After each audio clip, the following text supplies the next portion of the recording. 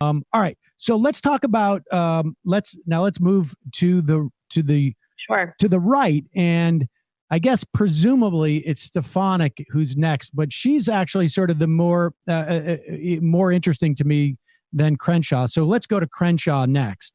Sure. Because he's just sort of, I feel like Crenshaw could be more or less 20 years older, and it wouldn't make a difference in terms of how he presents. Would it, or am I wrong?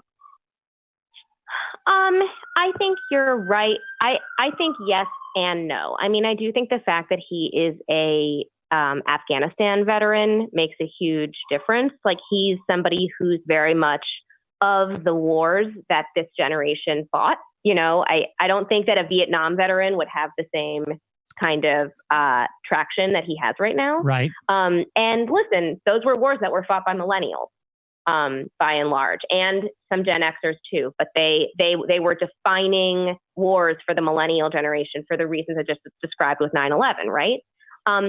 He's somebody who's really interesting because he in some ways represents the reaction. You know, like, listen, so when people talk about millennial politics, they tend to talk about AOC and Bernie Sanders and the squad. And obviously that's covered in the book. There's a lot of that. You know, AOC is one of the main characters. I talked to her for a while about, you know, so, but I think that people tend to assume that like all millennials are like that, right? And in some ways, Dan Crenshaw was interesting and honestly really frustrating, because it was it was interesting to see how much of his defense of Donald Trump was actually not about agreeing with Donald Trump. It was about hating the anti-Trump left. So it wasn't pro-Trump, it was anti-Trump. And it kind of opened up a lot about, and it revealed a lot about how, even though there has been this vigorous anti-Trump resistance that's been, you know, working alongside with this millennial progressive movement and a push for more social safety nets and a, you know, redefinition of what socialism could mean in the United States, and all of these kind of things that in the mainstream media and in the left-wing space seem to be like big steps forward, right? I don't think that very many progressives understand the extent to which there is a backlash to that, even among millennials, that will endure even when Trump is no longer president and even when this kind of old guard is gone. So I thought that was really interesting that he's pretty critical of Trump, not as critical as other people, obviously. Right. But it's mostly a reaction to what he perceives as like an overly sanctimonious left. But I will say this, and I guess this is my point. That is not in any way a defining feature of the right in terms of millennials, in terms of generational, because you can go back and read blogs from 2006 and the concept that conservatives believe in nothing except for being against what the libs at that time were for was all over the place. I mean, in fact, I was on a show with Whitman, Christy Todd Whitman, in 2011, who told me that the reason why Republicans were not on board with the concept of climate change was because liberals were so in your face about it. I mean, that's the fascinating thing to me about a guy like Crenshaw. There is no difference between what Crenshaw's saying and what Rush Limbaugh was saying 15, 20 years ago, 30 years ago. It was all their positions were always a function of, to own the libs, essentially. And that dynamic is enduring on the right. Like, that's the thing, is that he is not reacting as a conservative, as a millennial who's conservative. He's acting as a conservative who happens to be a millennial. Like, exactly. No, I think you're totally right. And listen, not every aspect of millennial conservative politics or millennial politics in general is wholly new, right? Like, it's not like they're inventing an entirely new political discourse out of whole cloth. Like, obviously, they are taking strains of what have defined these movements before and updating them. I think that what is different about Crenshaw, and one of the reasons why he's somebody who is politically skilled and, you know, has a future in a way that might scare some, you know, people who oppose him, is that he's able to quote, own the libs in a way that is funny and disarming to them and totally negates their argument, but not mean in the way that Trump is. Trump does it in a really mean way, and Crenshaw doesn't do it in a nice way at all. But he's not quite as like cruel as Trump is, or he doesn't present as cruel as Trump is, and he's able to utilize the internet in a very similar way that AOC does, right, where he, on his Instagram stories, will, you know, like, you're totally right that the impulse is the same. The owning the libs impulse is not a new thing, but he's been able to kind of update it tonally in a way that is very appealing for a lot of young conservatives who may be like, you know, got to campus and don't know why they have to now be saying their pronouns at the beginning of every class, right? So he's kind of capturing that that sort of like disaffected conservative impulse that's always been there, but he's making it not like those kids aren't going to go listen to Rush Limbaugh. You know, Rush Limbaugh is not getting like 18-year-old kids to go listen to him. Well, but they're listening. They're listening to the people who basically learned at Limbaugh's knee. They're listening to Ben Shapiro. Yeah. They're listening to Eric Erickson. These are all people who worshipped Limbaugh and came from that school. I mean, that's why I think like Stefanik is more interesting to me, or was. I mean, I think she's been overtaken, but Stefanik was someone who was actually trying to break from the orthodoxy of the right, it seems to me. And we should say she's a congresswoman, but I think it's from the 21st district up in New York. It is a maybe 70%, 65% rural district, if I remember correctly. And it's extremely rural, yeah. And she was trying to break, I mean, even from that context, right, was trying to break from, I think, the orthodoxy in a way that I don't perceive Crenshaw was.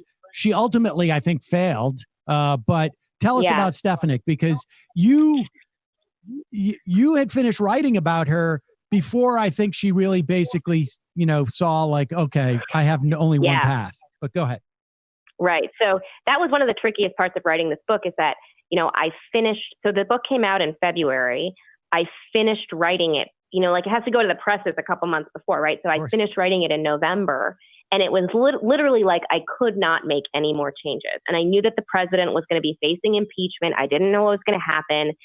Elise Stefanik was making these noises about being one of the president's biggest defenders, but I couldn't write about that because it hadn't happened yet, So I had to kind of write it in this very subtle way to sort of hint at something looming in the future, basically. But Elise Stefanik's evolution is a really interesting one. So there was, during the Obama era, this cohort of young, moderate Republicans who basically saw the writing on the wall with the Republican Party, especially after Romney's loss, right? So she had worked for George W. Bush and she works for Romney. She is like a hardcore old school Republican, right? And she basically decided, that, so the Republican Party in general had, published this now famous autopsy, which basically said, if we don't get more young people, women, and people of color into the Republican Party, we're going to have big problems. And now everyone laughs at that autopsy because then immediately afterwards, Trump was elected. But actually, in the long term, that autopsy was right. And Elise Stefanik was one of this cohort of young Republicans who was really trying to move the Republican Party in that direction, to recruit more women, to get more Hispanics and people of color into the party, to make it more appealing to young people, to not be the party of climate change denial, to not be the party of racism, right? And I think that she and others in that little cohort were very aware of trying to update the Republican Party's brand in a way that might appeal to young people who didn't want to go as far left as the Democrats were going, but also believed in climate science because, like, duh, And so for a while, before Trump, she was not on the Trump train in 2016. She's, by the way, Elise Stefanik is an extremely skilled politician, extremely ambitious, extremely good at her job, and extremely sophisticated and careful about what she's doing. And the reason for that, I think, is that she's somebody who is very ambitious. She wants to go very far in politics, and she's a Republican in New York State, which means that she is most likely, it's going to be very hard for her to win statewide. It's going to be very hard for her to win a governor's seat. It's going to be very hard for her to win a Senate seat. So her path upwards is to move up within the Republican Party in the House and make it to House leadership, which it now seems like a very clear path for her, right? She's doing very well in the party. She absolutely could make that happen. But that meant that she is more attuned to where the Republican Party itself is going than, if she was, for example, a Republican in Michigan or in Wisconsin or in Tennessee, where she had a lot of other options for what she could run for. Because it's a state that is where Republicans do better, right? Right. So she's basically, she provides us, she's a weather vane for where the Republicans are headed. Yes. But also she, but also she's an example of what could have been had the Republican Party not elected Trump, because there was this period where these young Republicans were getting together and saying, like, listen, let's provide a millennial Republican alternative to the Republican Party right now. Let's move the party into the 21st century. And Trump just totally nuked that. And now, listen, one of the most surprising things I found out when I was, and honestly, that has, Trump is the reason why the Republican Party is doing so badly with young people.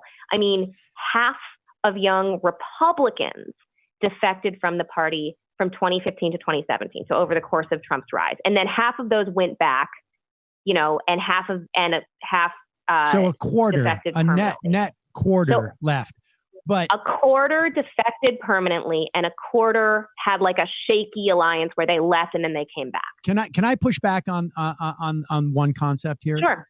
And that is, I think it's actually it's not that Trump that Trump has changed the trajectory of the Republican Party. I really think it was that Trump was the trajectory of the Republican Party. I like the idea that, Elise may have had these ideas of what could have been, but she would have lost to the Dan Crenshaws. She would have lost to the reason why Donald Trump exists is not because he was, dropped down from a spaceship. The Republican Party was headed in this direction. It was headed in, and this was the Donald Trump was the culmination of the Republican Party. He was not in any way a divergence from where they were going. It's just that I think to a large extent, people were just not in touch with what was driving the Republican Party. And it was all on talk radio. And and George Bush knew it in 2005 when he tried to do immigration reform. He found out that the Republican Party that he thought existed was not there. And I think to a large extent, and also with Harriet Miers and whatnot, I think they were trying in 2005 to make that pivot and for the sake of the Republican Party. And I think he and Karl Rove found out like, we're too late. The ball is rolling in this direction. And they were largely or at least in part responsible for it. So, but I just don't think that absent Trump, the Stefaniks would have been able to follow the path that they were that they may have wanted to. I think they would have lost. It wouldn't have been to Trump. Maybe it would have been to Tom Cotton. Maybe it would have been to Ted Cruz. But I just don't think that. And because frankly, anybody else in that field would have lost to Hillary Clinton, and all that would have happened with the Republican Party is they would have moved further to, wherever Trump was. Maybe some of the specifics would be different. Maybe they'd be pretending that they cared about the deficit at this point. But I think she was doomed. I think what we saw with her with Trump in this turn was inevitable. It may have looked a little bit different, but that turn was inevitable. There's no room for that in the Republican Party.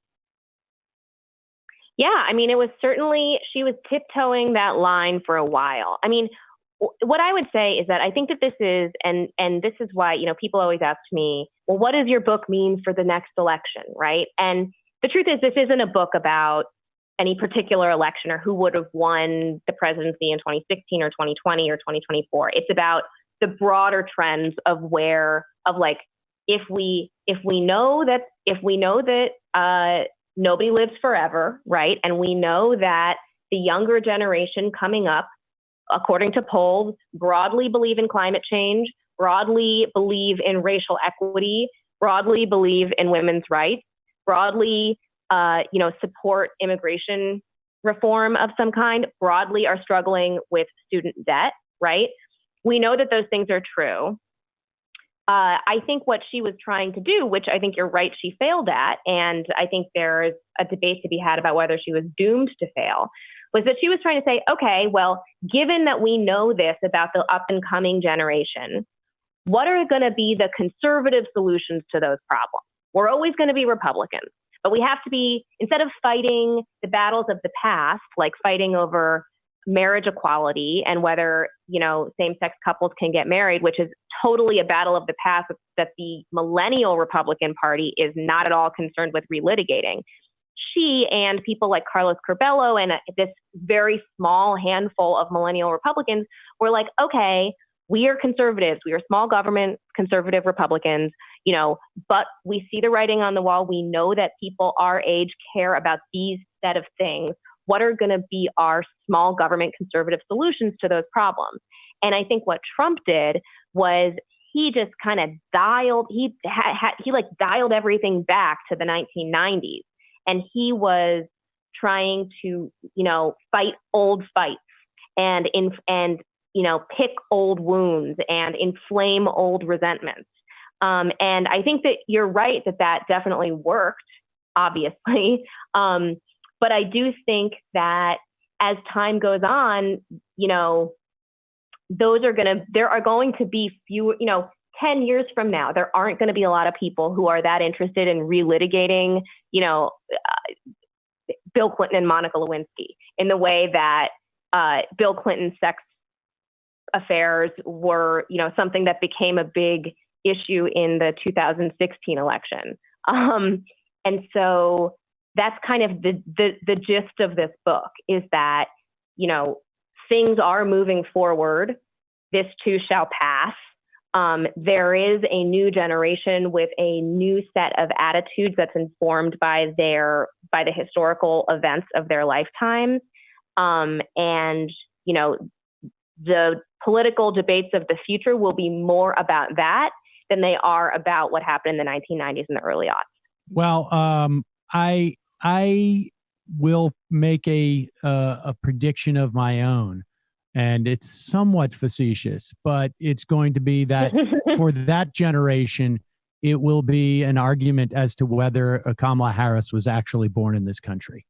In the event that she ends up as VP, I mean, I think that is, as much as the Clintons certainly were implicated in the past, 5 or 6 years, the fact that Barack Obama was an African American in office, I think, was sort of a stalwart feature of the right in this country. I mean, John Boehner refused to censure a half a dozen of his people in his caucus who were raising legislation about the president being born in this country. And there's no reason why, theoretically, he shouldn't have been able to say, yeah, those 5 guys shouldn't do this, unless that was a representative of something bigger that was happening in that party. But I think it's a fascinating look at a generation that I can't wait to get in power. And it's going to be curious, like you say, to see how this lesson. I have a 14-year-old daughter, and I think she's certainly going to understand that we are connected in a way that I think generations prior to hers haven't. And that's going to dovetail nicely, I think, with the push from where the energy is in this generation, which is to pushing more communitarian policies for our government. But Charlotte, thank you so much for your time. The book Thanks so much for having me. The ones we've been waiting for, How a New Generation of Leaders Will Transform America. We will put a link at majority.fm. Charlotte Alter, thanks again for your time. Really appreciate it. Thanks so much. All right.